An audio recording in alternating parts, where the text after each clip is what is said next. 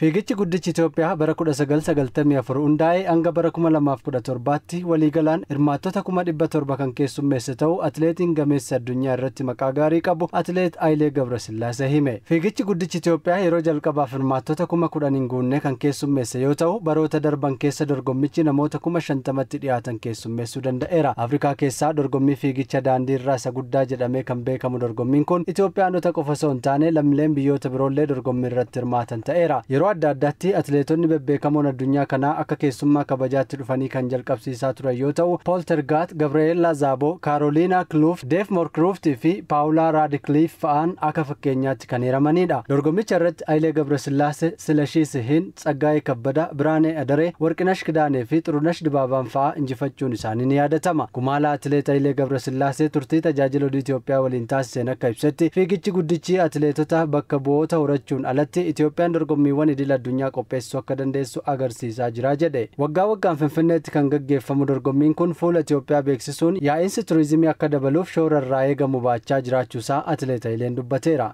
የምንፈልገውን ያህል እንኳን ባይሄድ በቃ በተቻለ መጠን እንትን ውድድሩ amma barbaannu ga'uu baatus amma danda'ametti dorgommichi hanga karoorsinee fi kaayyeeffanneen yoo madaalamu 90% fi 95 milkeessuun danda'ameera. Jalqaba irratti atileetota horachuudha. Baay'inaan warra hirmaatan keessaa atileetonni akka ba'an gochuu Itoophiyaan atileetiksiin injifachuu qofa osoo hin taane dorgommii fi jila qopheessuu akka dandeessu addunyaa biratti beeksisuu, turizimii babal'isuu fi fuula biyyaa guddisuu irratti hojiiwwan baay'ee hojjechuun danda'ameera. Lakkoofsi hirmaattota dorgommichaa yeroo gara yerootti dabalaa dhufu atileet Hayileen kaase keessumatti misoomni koriidarii dorgommicha akka miidhaguu fi ho'aa ta'u taasiseera jedheera.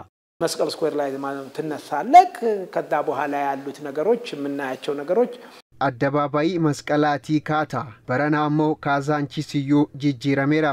Amma kan nuti irra deemnu bara kana ammoo adduma amma biyyoonni biraa Itoophiyaan isaan beekan kan biraati waan ta'eef dhugumaan magaalli kun achimoo hanga jechuutti gaaniiru. Argite yoo ta'e naannoo daldalaati kan jedhaman shabalee kaatee gara kana gara tiyaatira biyyaalessaatti gaafa dhuftu wanti argitu ajaa'ibadha.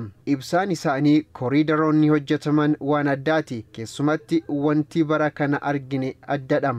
Daayirektarri Opereeshinii Fiigicha Guddichaa Daagim Tashoomaa gama isaaniin misoomni koriidarii lakkoofsa hirmaattota dorgommichaa akka dabale dubbataniiru. Daandiiwwan magaalittii baay'een misooma koriidarii dura turan karaa warri lafoo deeman kan hin qabnee fi sochiiwwan ispoortiif kan hin mijoofnedha jedhan. Misoomni koriidarii garuu aadaan sochiiwwan ispoortii akka babal'atan kan taasisee fi keessumattuu fiigicha namoota baay'ee hirmaachisuuf carraa guddaa akka uume ibsaniiru.